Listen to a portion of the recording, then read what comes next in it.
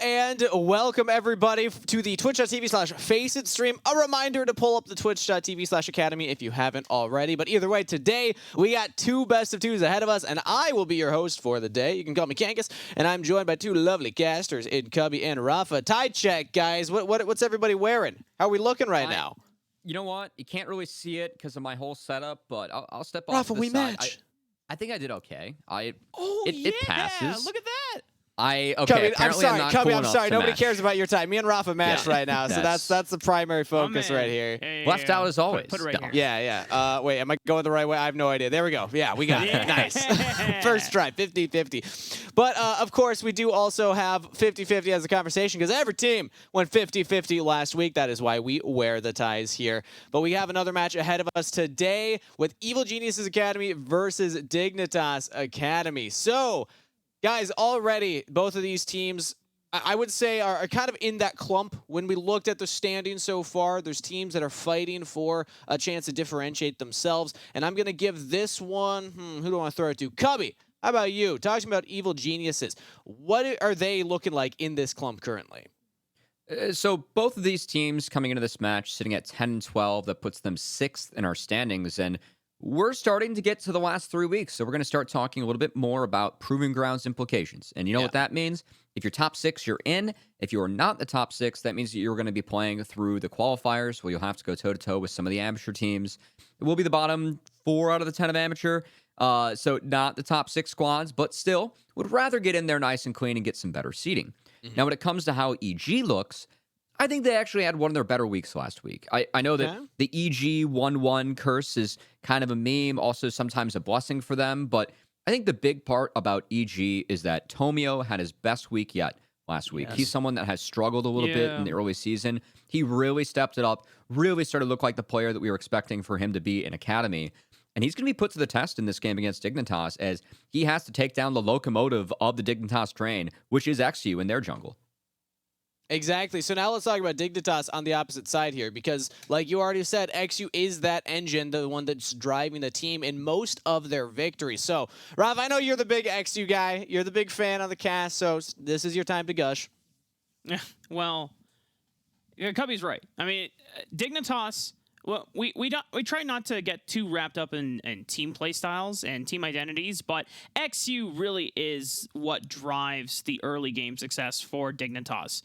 If it's not JJ linking up with XU, then it's really just XU calling the shots and saying, hey, I think this is a good opportunity to look top side. Hey, I think this is a good opportunity to look bot side. Go for a dive. Go for a play. And most of the time, historically, Dignitas has found a lot of success when XU does play towards Spawn and JJ, who, as we have noted before, Spawn is actually having a much better standout year than he did during his Academy debut in 2021. Yeah, absolutely. Dignitas playing through Spawn has been another win condition for them. But bringing it back to the Evil Geniuses Academy side, we talked about Tomio. Good week last week, of course, but we also want to highlight another member from this roster, the top laner in Surdy. Now, interestingly enough, Cubby, I was actually looking at some of the numbers. Surdy's up there in champ pools. He's actually got 11 unique champions played and has looked pretty good on most of them. He's one of the, I think high caliber players that we have when he's landing, but it's a consistency that we keep looking at.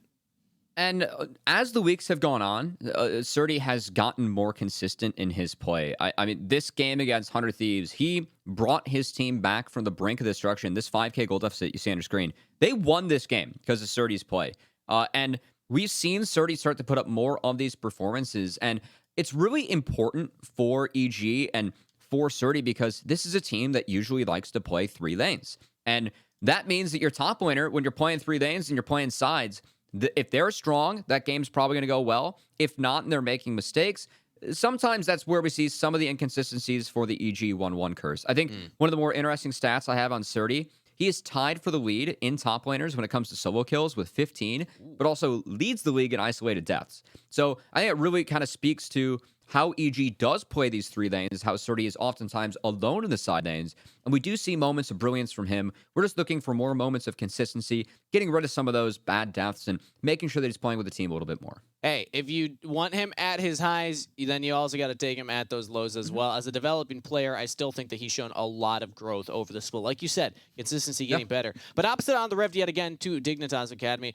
Rafa, back to XU, as still, we talked about him a little bit here, but let's take a look at some of his recent performances because, again, this is, like Cubby said, generally the locomotive, the engine of this team. Yeah, when XU is on, I mean, he is the one that is snowballing things in Dignitas' favor. And we have talked about before that one of the things that made Dignitas so successful, much more successful than everyone expected towards the beginning of the season, is that when Dignitas look for a play, everyone commits to the play. Everyone is on the same page. Even if it's in reality a really bad play or the worst play, as we've already talked about before on the Academy broadcast, as long as people are committing to the same idea, usually you're going to get a better result than if you're trying to make the correct play, but only half the people are on top of it. But we're also seeing an evolution in XU's play style as well. We know that he is known for the Lee Sin play, but as you're seeing in the recent performances here, XU has saying, you know what? No longer the Lee Sin. I've got to adapt to the times right now. Udyr and Hecarim are the meta as more junglers starting to pick up those champions. He's joining once the again. Malice train of thought.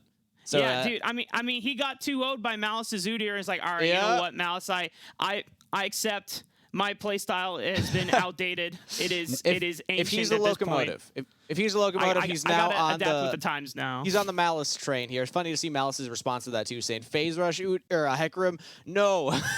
But regardless, let's see what he brings out in pick and ban because we're getting ready for game number 1. So Rafa, take it away.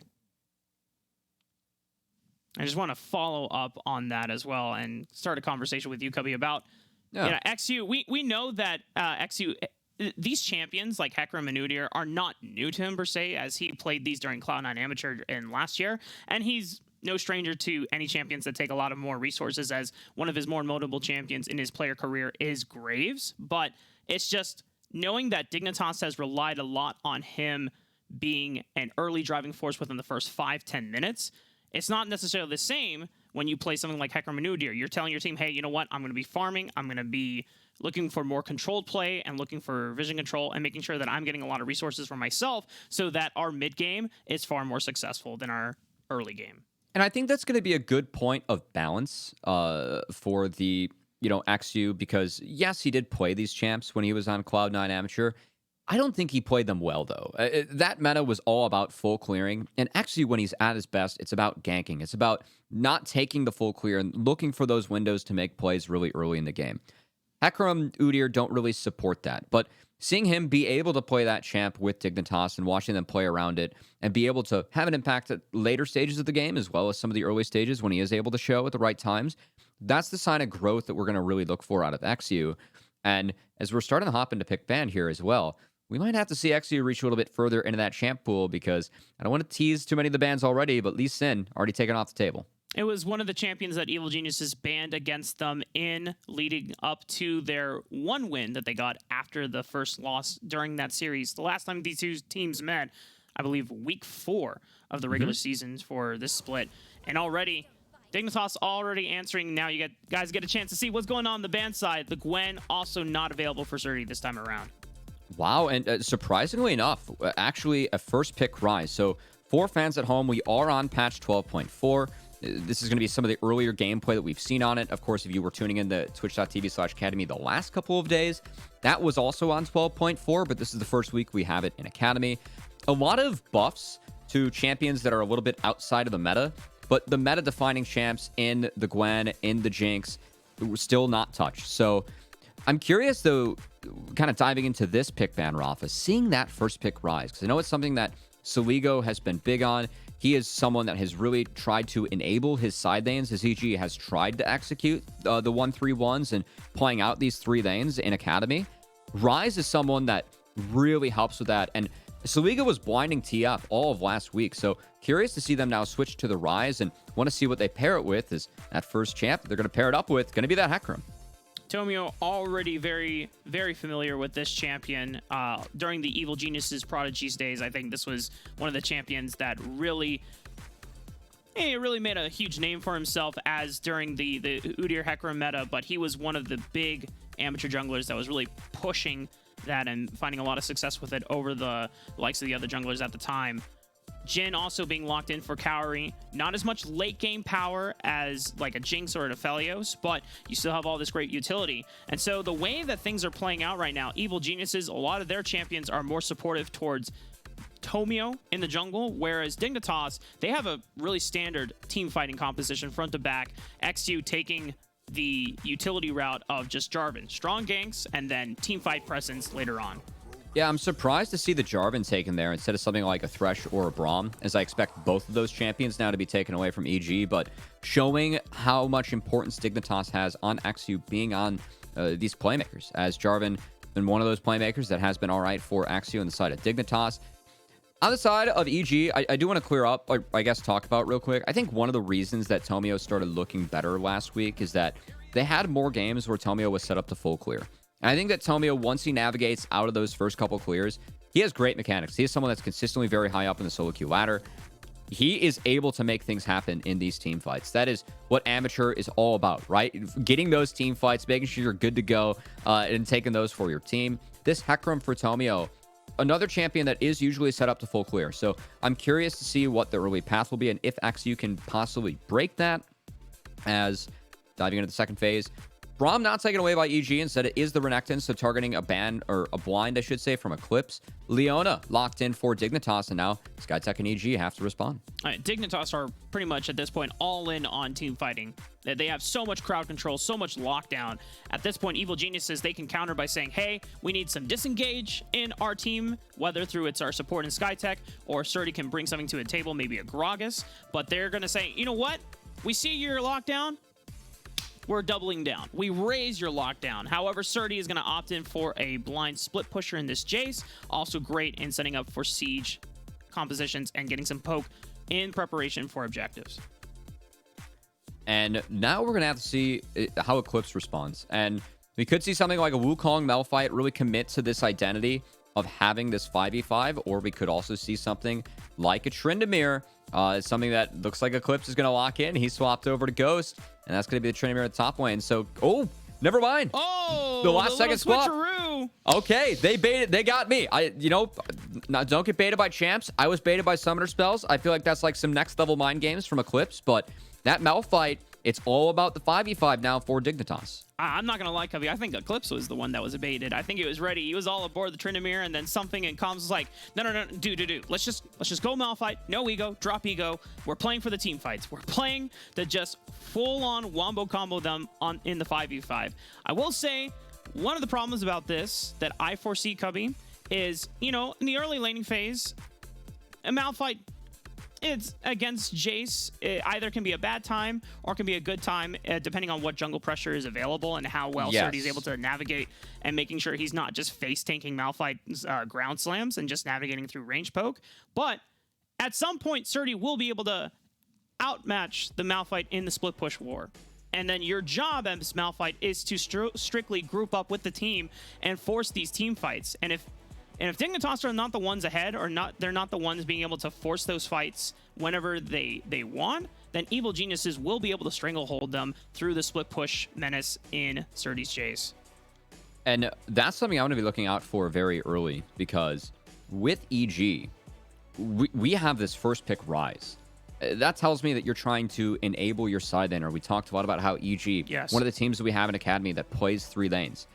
One of the ways that you beat Malphite is diving in on that third wave. And there is very few better mid laners when it comes to getting out of lane to make that dive happen than the Rise. So I'm curious if EG builds this game plan to try and attack that Malphite in the top side.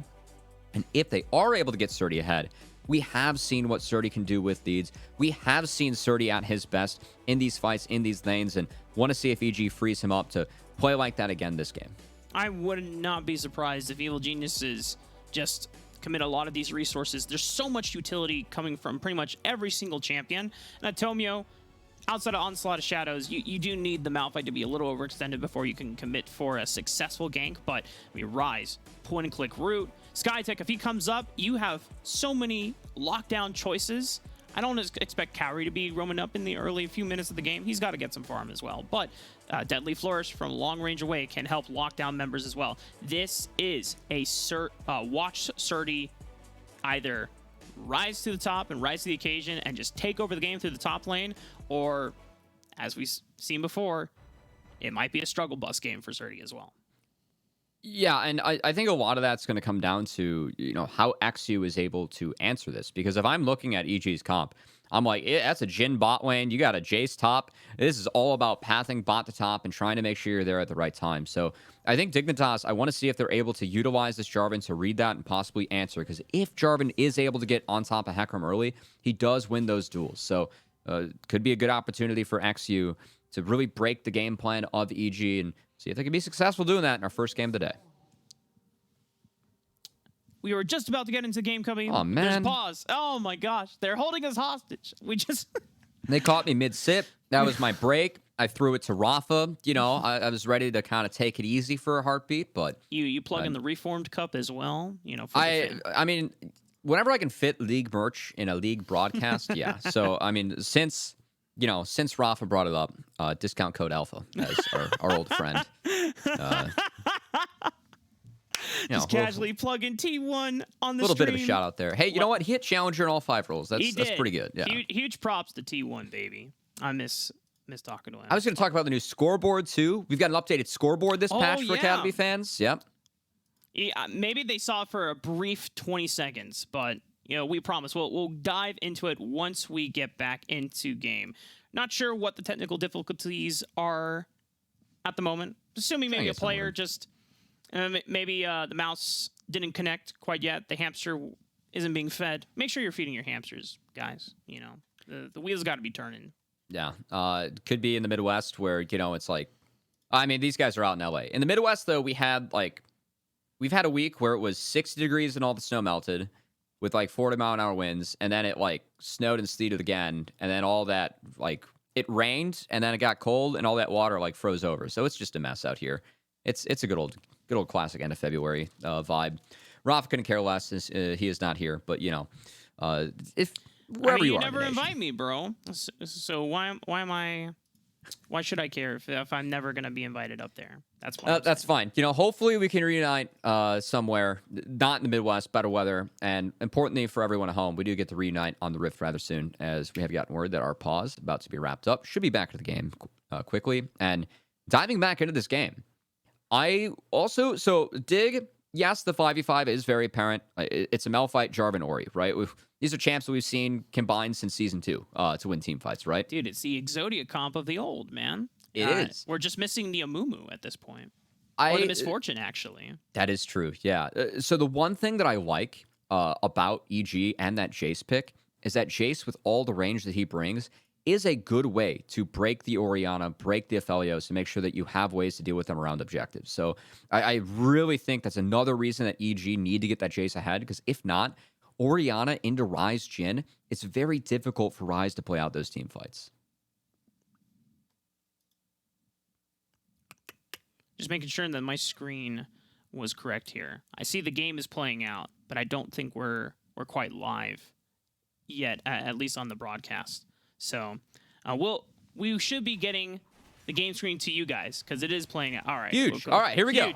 Here we go. Tell me how full clear. So just to fill in some of the details that you guys missed out on, Dignitas did push a little aggressively into the jungle, got that early ward on Natomio's Raptors, so they spot him out, knowing that he is full clearing out his bottom side jungle. And XU going for a 3-camp clear, should be hitting up the red buff on the top side of the map. So this already tells me, Cubby, that he is planning to punish Surdy and try to get at least a flash spell out of him, maybe even to death. So the way that Surdy's playing out this lane is actually very aggressive early, as with that setup, he's not going to be going for the 3-wave crash, at least from the looks of things. He's invading? And now XU was maybe looking to see if it was a Raptors Krugs into red. That was not the case, so now XU will back off and go to his own jungle. That's okay. He is not spotted. We'll skip over the wolves, and We'll see what Tomio does if he just goes the long way around the dodge out and all division. Going to use the blast cone, get to this top side.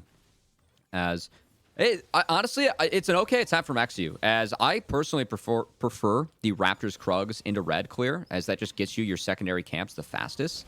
Very important for Hecarim, and XU going for that read. Didn't quite land it, but I think it was a good read on his part. So he's clearing up this red buff right now. That ward from Surdy was good enough in the tri-bush to stop this timer, which is why XU is now on the Krugs and will be looking to protect Surdy in case Tomio was coming for a crash.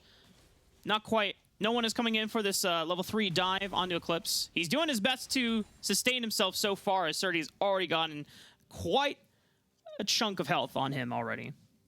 And you can see EG's bot lane. They think that XU's on the bot side, as Zenith Blade connects. That's going to be a flash out of Cowrie. Nice pickup for Spawn and JJ.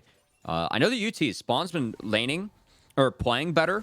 I think he's playing better because he's laning better. Right now, I think a lot of people would be surprised to hear Spawn. Goal differential at 14 amongst all marksmen. He is second at plus 380 at 14. So him and JJ have been playing out these early games well and keep on attacking Skytech. That's a lot of health taken out of the EG bot lane. Wow. And this is a huge crash coming in, XU's too. Look here. at where XU is pathing towards.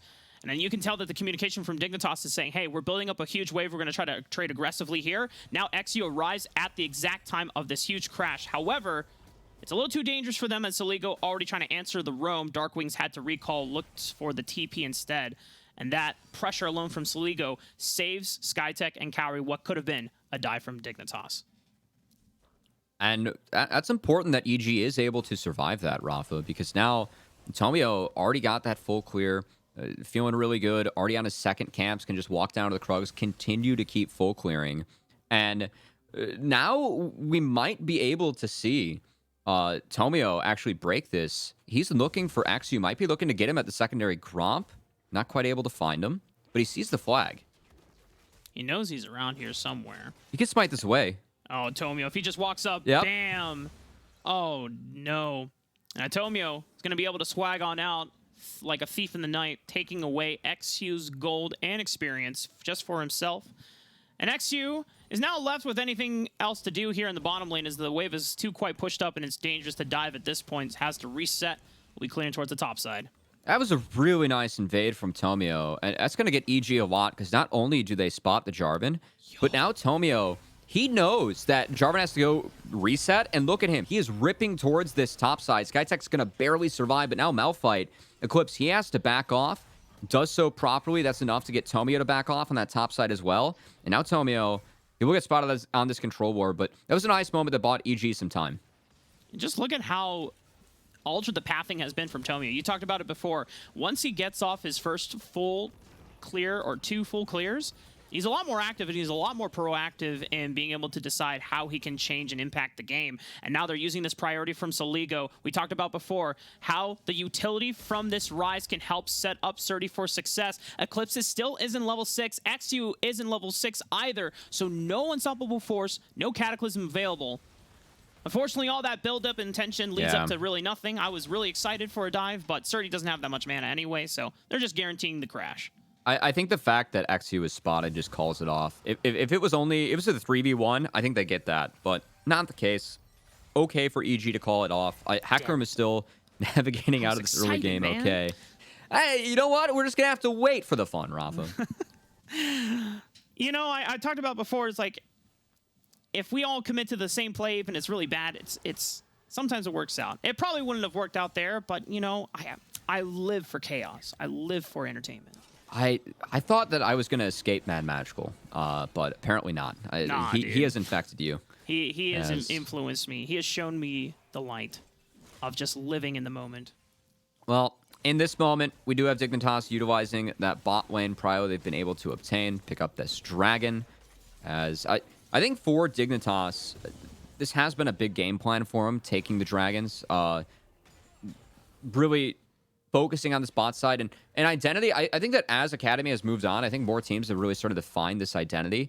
It feels like Dignitas are in the camp where they're committed at this point to playing towards spawn and making sure that Eclipse can just do whatever he can with the little resources that he has been given. I know that Exu's had a couple nice hovers to prevent dives, but this is about the standard how this Jace Malphite matchup goes. And because EG has been able to protect Surdy for the most part, we now get to see Jace get that CS lead, get that pressure. Really tough to all in him unless Surdy overextends at the wrong time. And Eclipse doesn't really have any defensive items outside of just the HP from this Doran's Ring and the sustain. No armor to deflect this lead that Surdy has, and just so much damage coming out from these trades. Eclipse kind of on the back foot at the moment, which is why we see this huge CS deficit for him in this lane. 30 CS up for Surdy, though.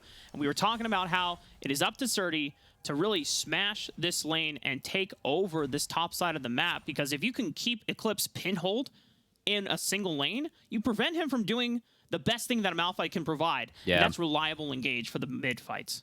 And this is one of the tough parts about the new season, because at no point now that Malphite has 6 can he bail out on that top lane early and go help bot, right? He's stuck there now. So I like how EG is playing around this. Since Malphite is stuck there, that's a huge wave that Surdy just slow pushed into the tower. Now they start up the Rift Herald synced up, so the Ego's coming off a reset, so this might pull EG off the Rift for now, but it's still EG starting to set up around this objective and starting to utilize the power of this Jace and the lead they've been able to get Surdy early. Starting up this Rift Herald potentially could be dangerous, but Dignitas are investing JJ to come up over here on the top side of the map, sacrificing a little bit of the laning advantage that both Spawn and JJ had, just to make sure that even if Surdy came over, they would not be outnumbered here for Dignitas, and this allows them to secure the first 2 objectives of the game. That is well worth it for the side of Dig, as there was no counter dive onto Spawn, so Dig just get a free Rift Herald with a Malphite going into Jace. That is well worth it, right? You're going up against a Jhin, right? This is an interesting spot from EG, because usually what we see Jhin teams do is really commit to that Rift Herald, because you can, if you rotate Jhin and the enemy marksman up at the same time, Jhin has more range, so you get the advantage. I do have to pause. The SkyTech, he's in trouble. Does he have to flash this? That's the question. Shockwave is still available. A lot of burst damage. And, wow, SkyTech didn't believe, and I'm also trolling because he didn't have flash to begin with, so that's on me, but also first blood for Dignitas. No, I think you were right. He did have to flash that. He just didn't have flash. So he goes down. My verbiage was correct. I lacked the critical information. Yeah. SkyTech no flash. That is from the bot lane trading that JJ and Spawn have been able to get down. So Dignitas catching out the support of EG. SkyTech falls, and good start for Dig. If they get ahead at all, they can force fights at will with Jarvan, with Malphite, with this Orianna. So important that EG is able to get some sort of gold lead, and kind of with how this early game has panned out, Rafa, Dignitas have prevented that. It's an even game, but I think importantly, Dignitas have got the first 2 neutrals. Uh-oh. Well, Ensemble Forces here, they chain the knockups together. Surdy still has flash, but the Cataclysm is easy to set up the dunk for it. Well, that's another setup for Dig. Surdy, Tomio were trying to get there in time, but Exu just beats them to the punch, breaks the play. That's not a good sign for the side of EG, because if they don't have a solo lead in these lanes, Rafa, it's going to be Malphite engaging at will and EG falling at will to Dig. I just feel like Surdy didn't believe that he was in danger. Otherwise, they didn't think that Jarvan was there because Tomio was in the area, but Exu snuck in, was able to make the play happen. And we've seen moments like that from Exu, right, where he is able to creep into these gank setups and almost mind control enemy teams into thinking that he's actually not there, because he's able to sneak in through parts of Fogs of War. We saw it on the replay leading up for the pre-show as well. One of the ganks that he got off against Cloud9's bot lane was because Frost Force was in the area but didn't see Exu either. So the communication was, oh, well, I'm here and he's not, so it should be safe, quote unquote. But another unfortunate moment for Surdy, as now he is down half HP, whereas Eclipse has this lane positioned nicely in this wave. Do you want to focus on Exu? Because Exu has walked down to the bottom lane at the moment, and he has Shelly in his pocket, and he has snuck over a ward, so EG do have a chance to respond or make sure that this play doesn't net more than 2 plates, but 2 plates have already been taken off this bot outer, and this will be 2 more going over to Spawn as well. sharing the goal with XU. As EG, that's a realm warp. Okay, they're looking.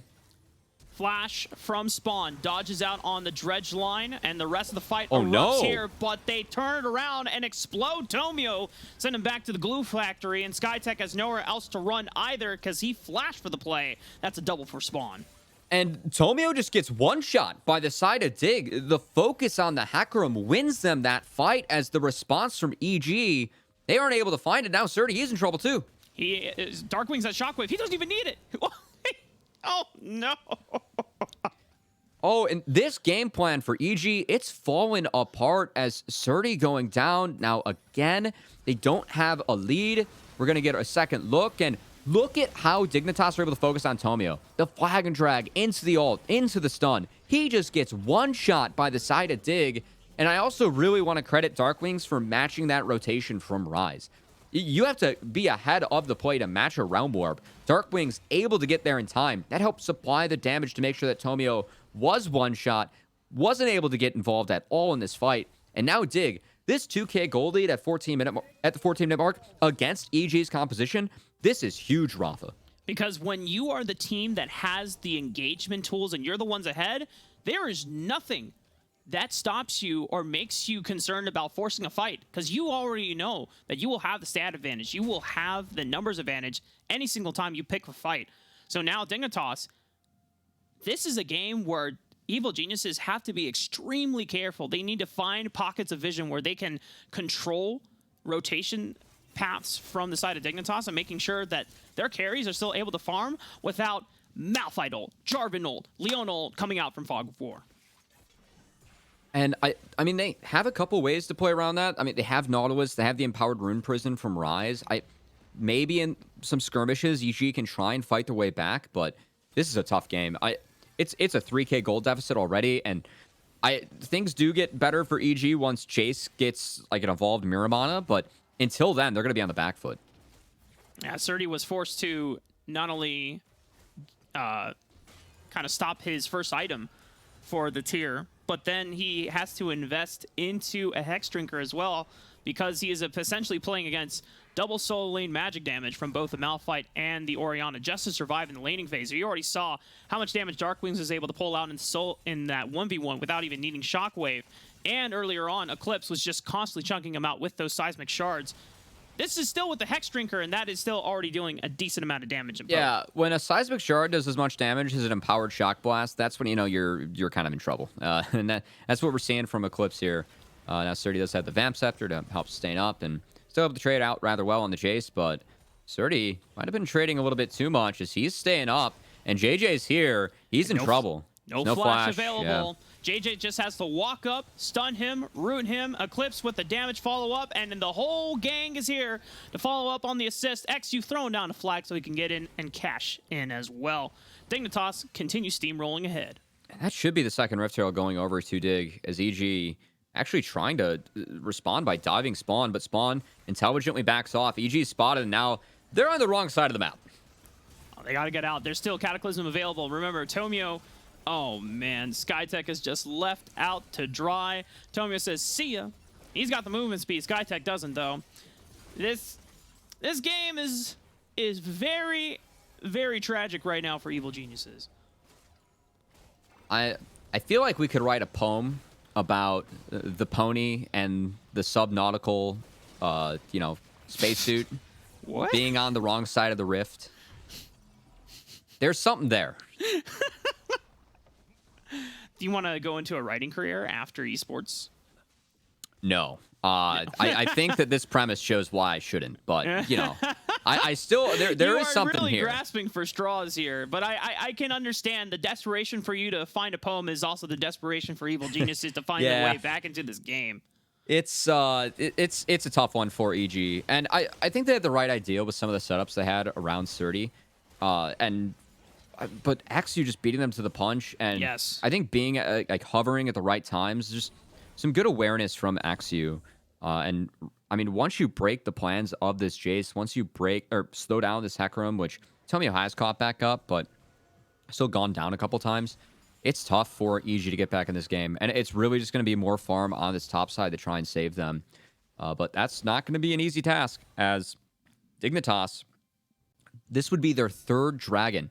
If they are able to attain the Mountain Soul that we have on the Rift now in 40 seconds. You can see they're already setting up for it. EG are trying to push out all 3 lanes, but Dig at this point, given the lead they have, they're okay sacking a turret for this dragon, and they don't even want to do that as they're going to drop Shelly and go for 2 turrets here.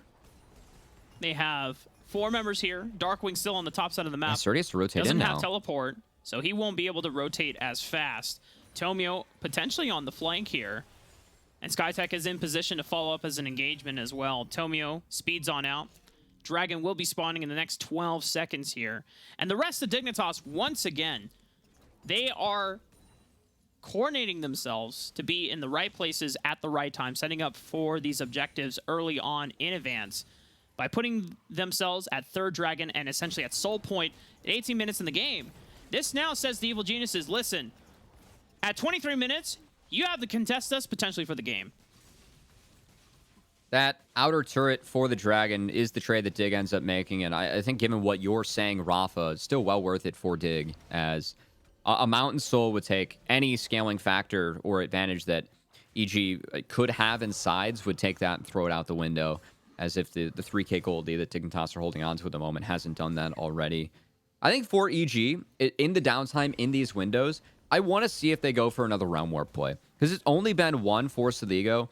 He did just use his empowered TP to get bot. Maybe they can go for that outer turret. But if they are able to get sides and Dignitas' members do show on the side lanes, they still could get a numbers advantage to try and make a play.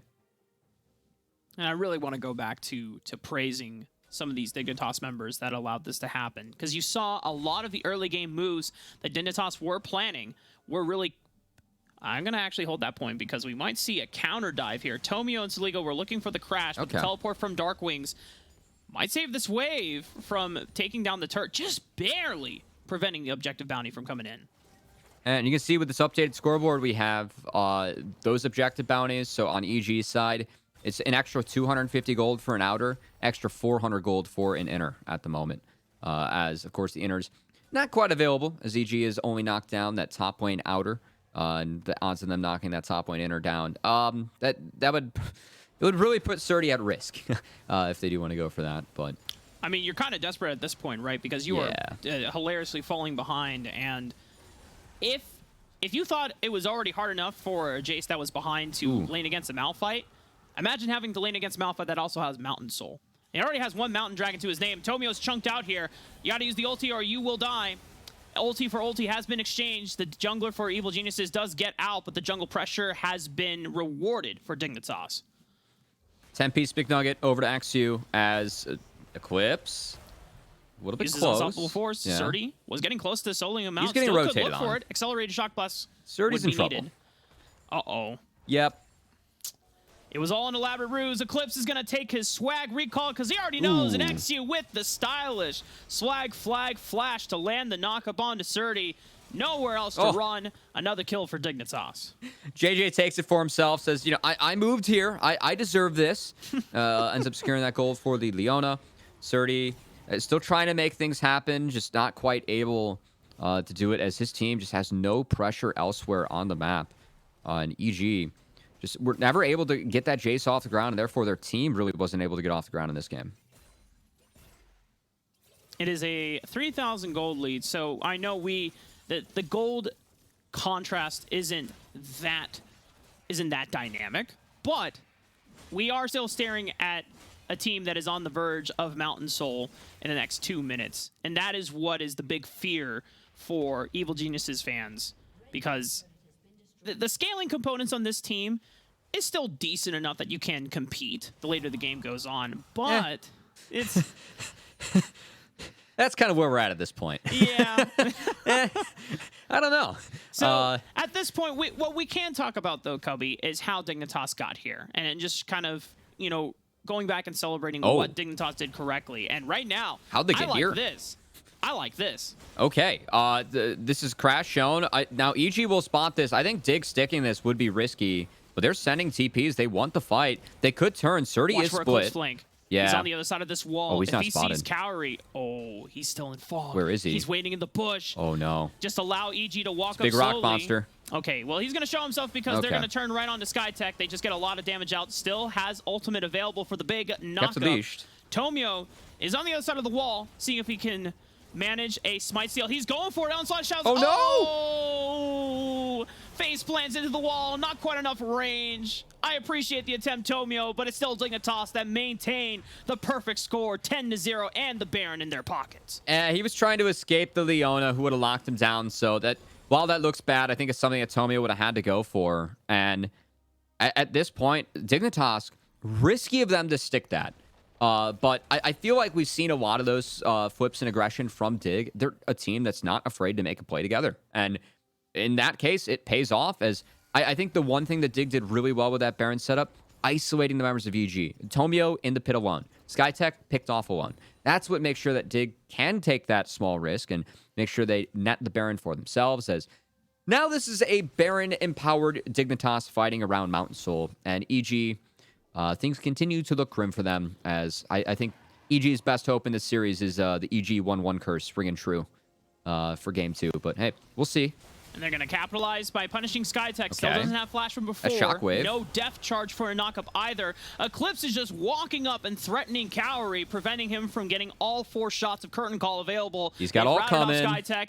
XU looking for the kill. He's got flash. Pursuing down. Eclipse flashing over the wall. They chain the knockups together, Cubby. It's just that damn easy when you've got a composition that has so many engaged tools and you're this far ahead. Surdy's going to fall as well. Dignitas wipe the floor with EG one more time. We'll see if they stick around for that Mountain Dragon. I don't think they want it. I think they want the base. Yeah. It's been enough. Good stuff from Dignitas. The early game, the first 3 minutes, there are some moves that Evil Geniuses did a good job of being able to counteract. But then after that top lane play on Surdy, everything fell apart for this team, and you're seeing the aftermath of it in this replay. Things not able to be put together by EG in this game. I do want to credit XU for helping break that game plan. I think that for EG, though, yes, a couple windows were missed, but I think we also kind of missed the fact that Soligo, this first pick Rise, that one play that he made, that one proactive Realm Warp, totally countered by the side of Dignitas in the bot lane. And after that happened, that's where things got really doomed for the side of EG. So wondering what happens in Game 2. I think we're going to see a couple adaptations. That Rise opener, I really like the Orianna side of the matchup personally. I know that Rise can make plays early and you can go play towards the side lanes, but if you aren't able to get out of that mid lane, you aren't able to go impact those side lanes, Orianna scales harder. She's so good in team fights. She makes it so difficult for Rise to get involved with fights given the zone control that she brings to the Rift. So I think that makes that really difficult for the side of EG. And we saw it there as EG weren't able to pick up a single kill that game. Dignitas just wiped the floor with them.